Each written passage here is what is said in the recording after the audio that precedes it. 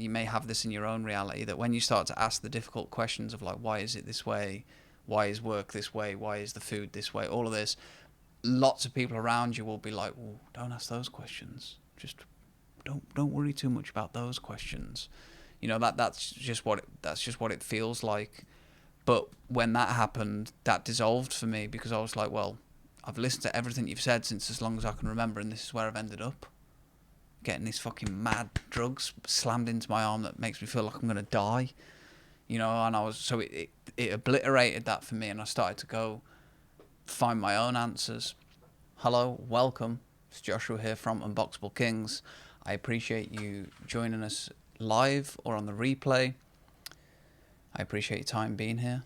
I intend on this video being as valuable as possible, as always, and it's going to be a rendition of my hero origin story, and I'm sharing it with the intentions to help you get to know me more. There's lots of new faces in this group and more people joining all the time. I'm really grateful that this message is resonating, that we're putting out into the ether. But I'm definitely a subscriber to the idea that if you are going to be listening to somebody on the internet, working with them, learning from them, you should definitely know about them, where they came from, how they came to be. And of course, the only way that you can really do that is by knowing their story.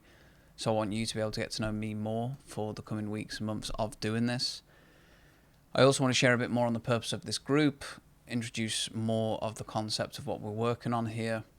I want to share that the idea that belief is possible for everybody, and transformation is possible for everybody, regardless of where you are in your current journey. I hope that sharing my journey and the highs and lows, the good and the bad, the challenges that I've faced and overcome will resonate to some degree with you, and encourage you that you can change wherever you're at and pivot into what we call the king expression, the king energy, the highest version of you, the version of you that's leading from the front in your life, living life how you want on your own terms. Encourage you that you can firstly get there, and then show you some key steps in my journey that really helped me. So they're my intentions. I plan on going here for 18 to 24 minutes, but we'll fact check that at the end and see how we get on. So my childhood was good for the most part. I grew up in a middle-class family in England. Mom and dad both worked. My mom was a nurse, dad was an architect. Very nice family. I got a lot of love for them. Very blessed to receive what I received. But my childhood, and I'm starting this from when I came into consciousness, like 8-10 years old, I just remember feeling vividly that I was like living two stories, like the external story of my day-to-day life, kind of going through the motions, doing as I was told, and then the internal story of asking a lot of questions as to like, what is going on here? I just remembered being told to do a lot of activities and go a lot of places and tick a lot of boxes that nobody could really ever explain to me like why I was doing any of that. I remember being at school and learning these dead random subjects and doing these tests and thinking like, why am I doing any of this? What is any of this? It was just mad. I don't know if you've ever had that, but I think a lot of men get that. Maybe you forgot that you even ever had that questioning of like, what is all of this? My childhood as well was also a common theme, was having the potential and that I felt inside kind of mocked a little bit, and the ideas that I had kind of laughed at a little bit.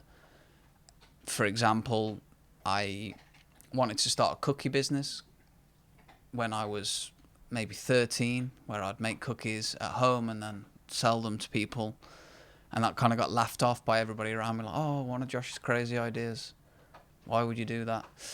And then I had another idea to build a go-kart. I wanted to drive that around. And again, it was like, I remember being told specifically that I was too ambitious for that. I was too ambitious for somebody like me. I was like, oh, okay.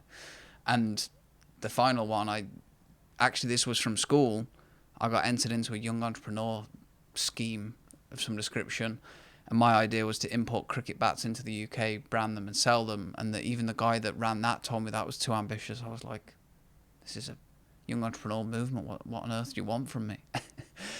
And that was kind of like the summary of it all. And as a result of that, feeling that there was two stories going on and having this potential kind of laughed at and mocked a little bit kind of led me down the path of normality. Started to tick the societal norms, do what society told me to do, what school told me to do, even though internally I felt very different. I felt like there was a mismatch, but unless you have support and guidance into exploring what is truly on your heart, it's very difficult to pursue it because you don't have the resources as a young boy typically. So you kind of have to toe the line to survive a little bit, and that's what I did. And this started to get progressively worse when I was 16, because that's when I was then into the workforce, encouraged to get a job, and I started a minimum wage job at a supermarket, and that dual story thing going on started to amplify in my mind because I was driving, spending lots of money on petrol, gas to get there, and then working for £3.73 an hour, which is like $4.50 US an hour. And then obviously you got a little bit of viz on that, the tax and the petrol costs and all that. And by the time you broke it down, I was doing like 16-hour days with school, college, and work. And it was just, I was like, why am I doing this? But again, everybody around you kind of tells you that that's what you're supposed to be doing. Oh yeah, get a job. It'll be good on your CV. It'll look good. All of this. So it started to amplify a lot. And thankfully, the turning point was supposed to come, It's supposed to be university. Go to university and get the degree. That's what the counsellors told me. That's what the job people told me at school. And I was like, well, that's got to be better than doing a minimum wage job. I can't do that forever. That's going to be terrible. So I went off to university, and when you're signing the papers for the amount of money, you have no concept really of what that is, of what $50,000, $60,000 is of debt. You just don't know because you're like 17 or 18 or whatever. But I did it because that's what you're told to do. And then again, when I get there and start studying these dead random topics with this group of people that are seemingly living this kind of random life, I'm like, how is this going to set me up for the real world? How am I going to use any of this? But they told me I was going to get a grad job, And then obviously drinking, partying, doing all of that, that's what I was doing. But at the same time, as I've said on it, it's just a core theme is having that dual story approach going on. The external world and the internal world were not in unison. They were not in alignment. And I'm bringing that up because I hear that a lot from men that I have worked with and now work with. That's what's going on in their life. So I just want to let you know that if that is happening, A, it is normal, but it shouldn't be normal, and B, there is a way to change it. But really, up until I was 21, I would say that the another main theme is that I was kind of floating, just didn't really fit in too many places, felt kind of like a misfit. But thankfully, another turning point I was promised was I was going to get a graduate job, right? So I was like, okay with that, and I started to apply for them when I graduated. And I remember once I applied for and I'd already applied for like 40 jobs at this time, got none of them, and then I applied for a job I really wanted with BP, the oil company, and I got through the first round, I was buzzing, got through the second round, I was buzzing, and then I didn't get through the third round, got an email, unfortunately, you have not made it, that's it. And I was like, well, I must have been close, and then I found out there was actually 8 rounds of enrollment, and there was about 460 other applicants, so I was like, it's crazy. It's like, how is anybody going to win this game? And I couldn't just keep putting myself out there for this job that I ended up applying for ones I didn't even want. So I plotted my way out of that, which at the time was to go teach English abroad, because I was like, well, at least I can go live in a country and the money will be different and I'll get to see the sun. It's better than England. So I planned for that, went back to a minimum wage job because that's all I knew. That's the only way I knew how to make money, to save up for that. And I saved up, got the money. And then 10 days before I was set to leave, I had found a lump under my right arm when I was at a leaving party. I was really drunk in a McDonald's car park and found this big giant lump under my arm and got it tested. There's a whole story of my mom helped out and da-da-da-da. But long story short, I got diagnosed with stage 2 Hodgkin's lymphoma. And this was a real turning point. This wasn't like one of those perceived ones. This was like a real event that happened.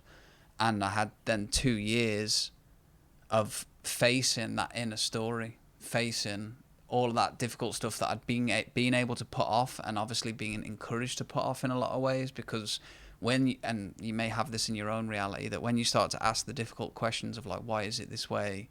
Why is work this way? Why is the food this way? All of this, lots of people around you will be like, well, don't ask those questions. Just don't worry too much about those questions. that's just what it feels like. But when that happened, that dissolved for me, because I was like, well, I've listened to everything you've said since as long as I can remember, and this is where I've ended up. Getting these fucking mad drugs slammed into my arm that makes me feel like I'm going to die. And it obliterated that for me, and I started to go find my own answers.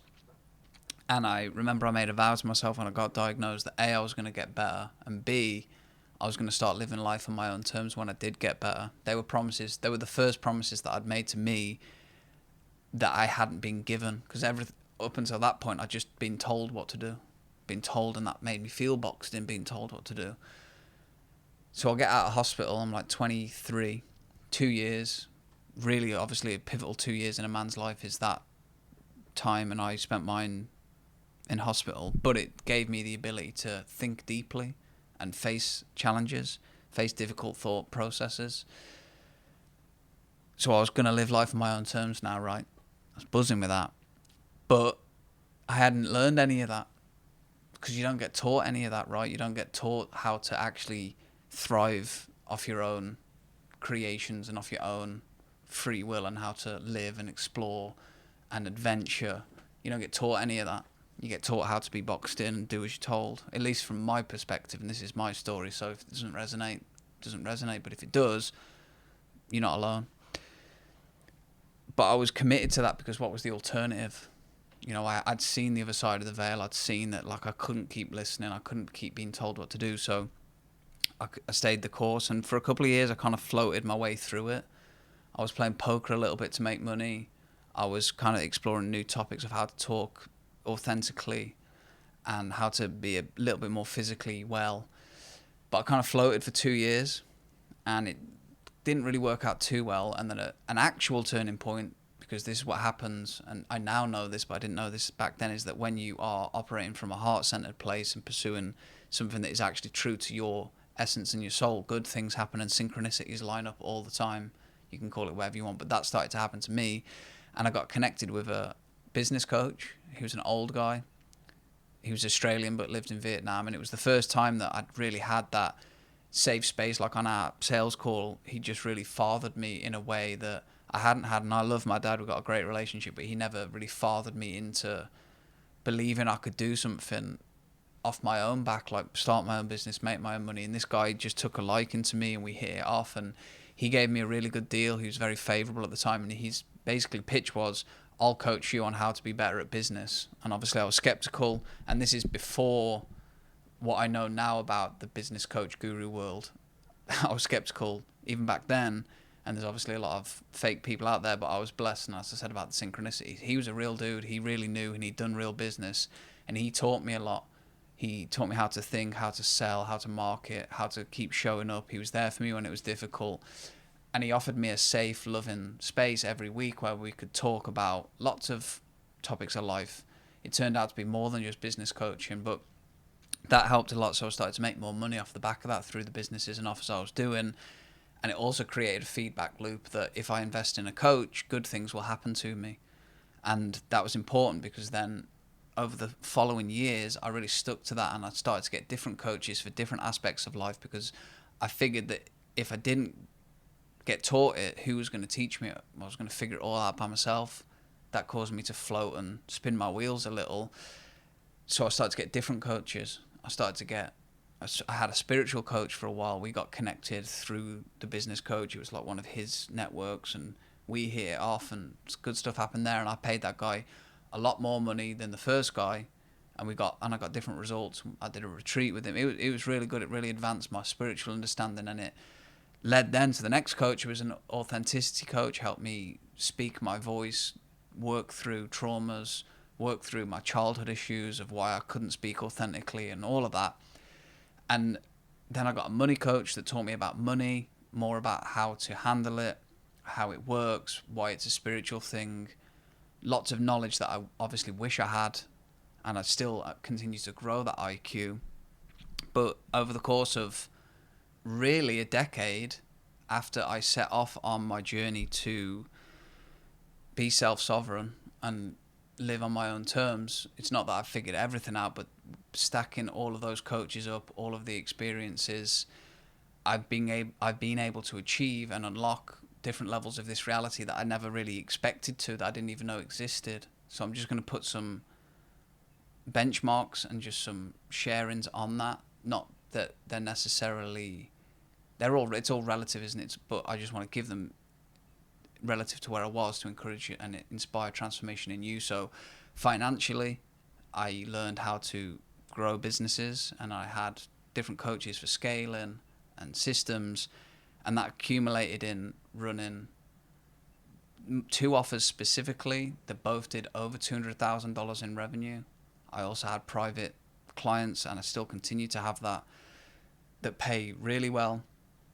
And I guess a key point, and this is about 2.5 years ago now, is that it all accumulated to where in one day I received cash collected about $30,000, which at the time and still is not it's a relatively large amount of money compared to the grand scheme of the world. It's not, but compared to an individual's reality, it is. And it's also what I used to think in my head at university, like applying for these grad jobs. I was like, man, if I could make that a year, I'd be okay, you know. And then I did the work and I unlocked the understandings to make that in a day.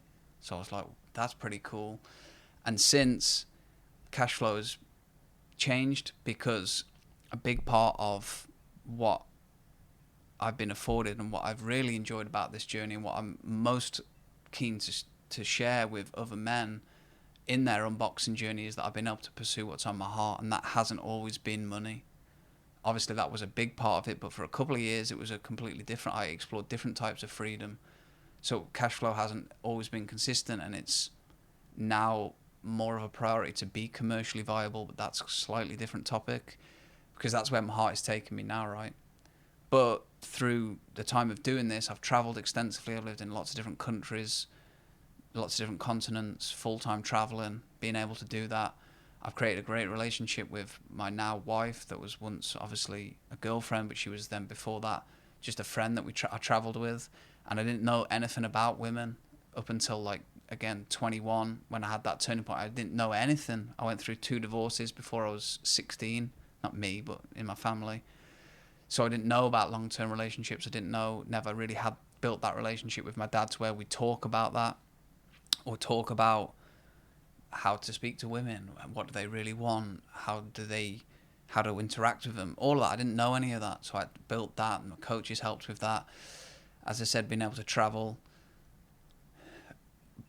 But the accumulation of it all is that I've been able to seek the truth of my soul, my being, and I continue to do that. And that's what I'm going to touch on it in a minute. But that is a huge gift that you can give to yourself if you do the work, and it's ready for you. And that's why this latest iteration, why I bring this story to you now, why I bring Unboxable Kings to the internet and to the world every day, is because it's what has been on my heart for the last really 3 years. I have been doing the work with clients, but never under this brand. This is a new movement, new project that I've been working on, because it's what's on my heart, right? And I keep getting connected with men who remind me of past reflections of me, where they feel internally, they're like, that there's this, that the 2-story thing I was talking about, they feel there's so much potential. They feel that there's a calling, a purpose that's waiting for them to step into. They just don't know how to do it, and the life that they're living is kind of like boring and lacking, and just doesn't feel good, doesn't feel like their highest call and their highest version. So it's like, if I keep getting connected with them, the reflections back to me, I want to help that guy.